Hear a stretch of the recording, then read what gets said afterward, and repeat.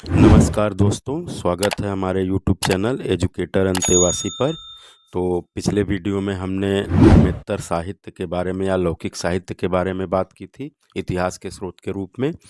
और इसमें जो है जो बचे हुए साहित्य हैं उन पे अध्ययन करेंगे, और जो बाकी ग्रंथ हैं, जैसे हम गुप्त साम्राज्य पढ़ाएंगे तो गुप्त साम्राज्य से संबंधित जो साहित्य हैं, मौर्य साम्राज्य पढ़ाएंगे तो मौर्य साहित्य से संबंधित जो ग्रंथ हैं उनके बारे में अध्ययन करते रहेंगे। तो ये कुछ और प्रमुख ग्रंथ हैं धर्मेत्तर साहित्य के अंतर्गत। तो पहला है प्रसिद्ध ऐतिहासिक ग्रंथ राजतरंगिणी। तो 12वीं शताब्दी ईस्वी 1147-49 में कल्हड़कृत राजतरंगी एक संस्कृत ग्रंथ है। प्राचीन भारतीय साहित्य में केवल इसी को शुद्ध ऐतिहासिक ग्रंथ माना जाता है, यानी इसमें जैसे इतिहास लिखा जाता है उस तरीके से जो है पूरा वर्णन है। राजतरंगिणी का शाब्दिक अर्थ है राजाओं की नदी, जिसका भावार्थ है राजाओं का इतिहास या समय प्रवाह। यह कविता के रूप में है। इसमें कश्मीर का इतिहास वर्णित है, जो भारत महाभारत काल से प्रारंभ होता है। राजतरंगिणी का इतिहास सप्तर्षि संवत के माध्यम से लिखा गया है। संवत कई प्रकार के हैं, जिनके बारे में एक अलग से जो है वीडियो बनाया जाएगा। तो ये सप्तर्षि संवत के माध्यम से लिखा गया, यानी इसमें जो डेट दिया गया है, टाइम दिया गया है, वो सप्तर्षि संवत के अनुसार है। इस पुस्तक के अनुसार कश्मीर का नाम कश्यप मेरु था, जो ब्रह्मा के पुत्र ऋषि मरीच के पुत्र थे। इसमें कुल 8 तरंग यानी अध्याय हैं। राजतरंगिणी के प्रथम तरंग में बताया गया है कि सबसे पहले कश्मीर में पांडवों के सबसे छोटे भाई सहदेव ने राज्य की स्थापना की थी। प्रथम 3 तरंगों में कश्मीर का प्राचीन इतिहास है। चौथे, पांचवें और छठवें तरंग में उत्पल वंश के इतिहास का वर्णन है। 7वें एवं 8वें तरंग में लोहार वंश का इतिहास वर्णित है। जय सिंह राजतरंगिणी के विवरण के अंतिम शासक हैं। इन्हीं के समय में 1150 ईस्वी में यह ग्रंथ पूर्ण हुआ। श्रीधर ने इसके कुछ अधूरे भाग को पूरा किया था। जोनराज नामक विद्वान ने राजतरंगिणी को कश्मीर के मुस्लिम शासक जैनुल अबिदीन के शासनकाल तक आगे बढ़ाया। इस तरह द्वितीय राजतरंगिणी की रचना जोनराज ने की और तृतीय राजतरंगिणी की रचना श्रीधर ने की थी। इसकी रचना कश्मीर निवासी क्षेमेंद्र ने की थी। ये बहुत बड़े एक व्यंग्यकार थे, जो है सामाजिक व्यंग्यकार के रूप में प्रसिद्ध थे। और इन्होंने बृहत कथा जो मंजरी लिखी है, ये गुणाढ़ की बृहत कथा का अनुवाद है। तो ग्रंथ को सुरुचिपूर्ण बनाने के उद्देश्य से कवि ने मूल कथा में कुछ अन्य कथाओं का भी समावेश कर दिया है। इसमें कुल 7500 श्लोक हैं, जो 16 लंबकों यानी सर्गों में विभाजित हैं। क्षेमेंद्र सामाजिक व्यंग्यकार के रूप में प्रसिद्ध थे। इसके माध्यम से उन्होंने अपने युग के पाखंडियों का मजाक उड़ाया है। दूसरा ग्रंथ इनका जो है समय मात्रक, क्षेमेंद्र द्वारा रचित हास्य व्यंग एवं सामाजिक व्यंग ग्रंथ है। समय मात्रक 8 समयों यानी अध्यायों में विभक्त है। 635 श्लोकों का एक प्रबंध काव्य है। समाज में बड़े बड़े पदों पर बैठे लोगों के भ्रष्ट आचरण को सामने लाया गया है और उनकी खिल्ली उड़ाई गई है। वैद्य, ज्योतिषी, मठाधीश, तपस्वी, भिक्षु आदि जो जितने भी समाज के जो है ऊंचे वर्ग से संबंध रखने वाले लोग हैं, उनके आचरण कैसे हैं ये सबके बारे में नहीं है, लेकिन बहुत से लोग जो है ऐसे थे, उन्हीं पर जो है इनका जो है टीका टिप्पणी है। तो आदि के भ्रष्ट आचरण दिखाए गए हैं। सेनाधिकारी, कोतवाल, पटवारी, कराधिकारी, न्यायाधीश, कोषाधिकारी, अमात्य आदि, इन सब जो जितने भी राज्य के बड़े बड़े पदों पर आसीन लोग थे, उनके बारे में। तो आदि वेश्यालयों में छुपकर जाते और कुमार से छुपकर निकल जाते। तो इन लोगों की जो है, इन लोगों का पोल खोला गया है कि ये लोग किस तरह से, इनके भ्रष्ट आचरण थे और किस तरह से ये वेश्यालयों में जाते थे और फिर वहाँ से जो है पिछले रास्ते से निकल जाते थे। तो उन सब पे जो है इनका व्यंग है। और यह ग्रंथ वेश्याओं के जीवन पर आधारित है। तो इनका जो है समय मात्रक जो है, ये पूरी तरह से जो है वेश्याओं के जीवन चरित्र पर, उनके क्या कष्ट हैं, उनके साथ क्या हो रहा है, कैसे है, उसी पे जो है पूरे उनकी व्यथा पर जो है ये समय मात्रक जो रचना है वो लिखा गया है। गौड़वाहो वाकपति ने अपने इस ग्रंथ में कन्नौज के शासक यशोवर्मन की विजय उपलब्धियों का वर्णन किया है। यह प्राकृत भाषा में लिखित ग्रंथ है। नवसाहसांक चरित परिमल गुप्त द्वारा लिखित यह ग्रंथ परमार वंश पर प्रकाश डालता है। विक्रमांक देव चरित बिल्हड़ द्वारा रचित इस ग्रंथ में कल्याणी के चालुक्य वंश पर प्रकाश पड़ता है।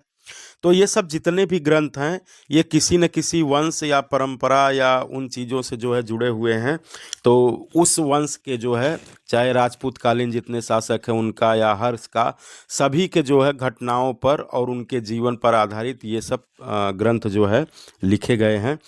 तो विक्रमांक देवचरित बिल्हड़ द्वारा रचित इस ग्रंथ में कल्याणी के चालुक्य वंश पर प्रकाश पड़ता है। हर्षचरित इसकी रचना बाणभट्ट ने 7वीं शताब्दी ईस्वी में की। इस ग्रंथ में थानेश्वर के वर्धन वंशी शासक हर्षवर्धन की उपलब्धियों का वर्णन है। इसी ग्रंथ में सर्वप्रथम सिंचाई के लिए घटी यंत्र का उपयोग होता था का उल्लेख हुआ है, यानी रहट के जैसा था, उसी से जो है सिंचाई की जाती थी। तो इसका जो है सर्वप्रथम उल्लेख जो है हर्षचरित में है। इस तरह से प्रश्न भी बनता है कि घटी यंत्र का सर्वप्रथम उल्लेख कहाँ पे हुआ है। कादंबरी बाणभट्ट ने इसके एक ही भाग की रचना कर पाई थी, तभी उनकी मृत्यु हो गई। शेष भाग की रचना उनके पुत्र भूषण भट्ट या पुलिंद भट्ट ने की थी। यह भाग उत्तर कादंबरी के नाम से जाना जाता है। बाणभट्ट के पूर्वजों का आदि स्थान प्रीतिकूट। प्रीतिकूट एक स्थान है प्राचीन काल का जो वर्तमान में पटना या शाहाबाद जिला बिहार में स्थित है। तो वहाँ पे पैदा हुए थे। तो बाणभट्ट जो है कादंबरी के कुछ भाग की रचना किए, इसके बाद उनकी मृत्यु हो गई तो भूषण भट्ट या पुलिंद भट्ट ने किया। तो ऐसा पूछा जाता है कि कादंबरी के शेष भाग की रचना जो है किसने की, या उत्तर कादंबरी की रचना किसने की। इस तरह से जो है प्रश्न बनते हैं। काव्यादर्श 10 कुमार चरित अवंति सुंदरी कथा ये महाकवि दंडी द्वारा रचित ये प्रसिद्ध रचनाएं हैं। बाण के पश्चात दंडी संस्कृत गद्य के साहित्य के प्रसिद्ध लेखक माने जाते हैं। दंडी कांची के पल्लव नरेश नरसिंह वर्मन की राज्यसभा से संबंधित थे। तो इन्होंने जो है काव्यादर्श की रचना की और 10 राजकुमारों का जो वीरोचित कर्म था उस पर उन्होंने 10 कुमार चरित्र लिखा। और अवंति सुंदरी कथा, अवंति मतलब उज्जैन की एक राजकुमारी थी, उनके जो है बारे में उन्होंने लिखा है। रामपाल चरित इसकी रचना संध्याकर नंदी ने की थी। इस ग्रंथ से रामपाल की उपलब्धियों के साथ साथ उत्तरकालीन पाल राजवंश के इतिहास की जानकारी मिलती है। संध्याकर नंदी ने स्वयं को कलिकाल का वाल्मीकि व रामपाल को राम कहा है। अष्टाध्यायी अष्टाध्यायी संस्कृत व्याकरण का प्रसिद्ध ग्रंथ है। इसके रचयिता पाणिनि हैं। पाणिनि का समय काल 400 ईसा पूर्व के आसपास माना जाता है। इस ग्रंथ से पूर्व मौर्यकालीन भारत की राजनैतिक दशा पर प्रकाश पड़ता है पाणिनि के अष्टाध्यायी से। वार्तिक संस्कृत व्याकरण का एक प्रसिद्ध ग्रंथ है। इस ग्रंथ के रचयिता कात्यायन है। कात्यायन का समय काल 300 ईसा पूर्व के आसपास माना जाता है। वार्तिक ग्रंथ से मौर्यकालीन भारत की राजनीतिक दशा का वर्णन प्राप्त होता है। महाभाष्य पाणिनि के अष्टाध्यायी पर यह विशालकाय टीका है। इस ग्रंथ के रचयिता पतंजलि हैं। इनका समय काल 150 ईसा पूर्व के आसपास है, यानी द्वितीय शताब्दी ईसा पूर्व माना जाता है। पतंजलि शुंग वंश के संस्थापक पुष्यमित्र शुंग के पुरोहित थे। इस ग्रंथ से आरंभिक शुंगकालीन शासकों के समकालीन राजनैतिक घटनाओं के संबंध में महत्वपूर्ण जानकारी प्राप्त होती है। तो पतंजलि के नाम पर ही बाबा रामदेव ने इतना बड़ा एम्पायर खड़ा कर दिया है। तो वही पतंजलि हैं जो योग के भी बहुत बड़े विद्वान और महान पुरुष थे। मालविकाग्निमित्र यह कालिदास द्वारा रचित प्रथम शताब्दी ईसा पूर्व का यह नाट्य ग्रंथ प्रारंभिक शुंग राजाओं के विषय में महत्वपूर्ण जानकारी देता है।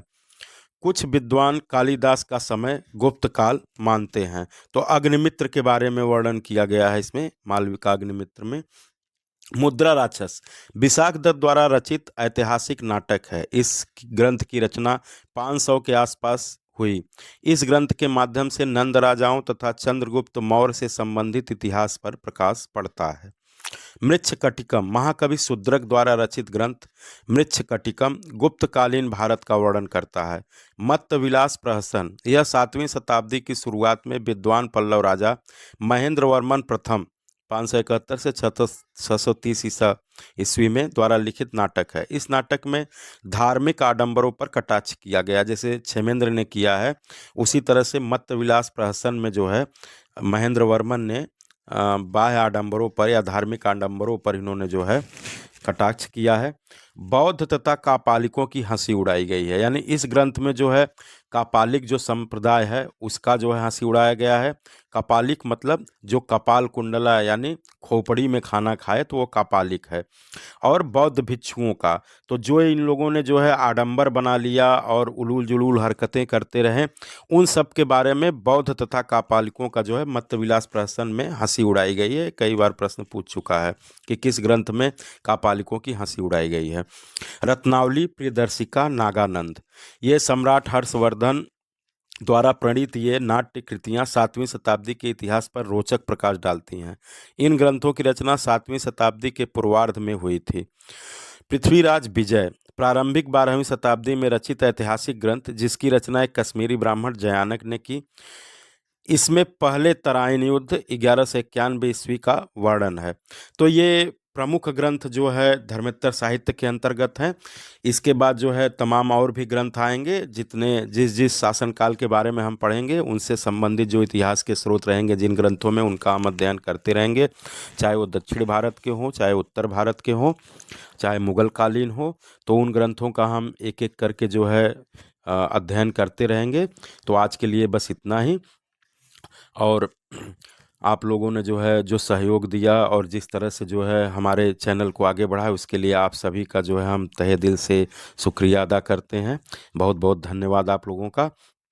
तो ये जो प्रमुख प्रश्न इसके अंतर्गत हमने आपने कुछ पढ़ा, तो उसके अंतर्गत क्या प्रश्न है उनके बारे में थोड़ा सा कमेंट बॉक्स में जो है आप लोग लिख करके आंसर भेजिएगा।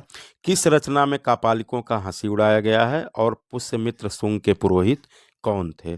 तो इन दोनों प्रश्नों के उत्तर जो है कमेंट बॉक्स में दीजिएगा। आपको बहुत बहुत धन्यवाद।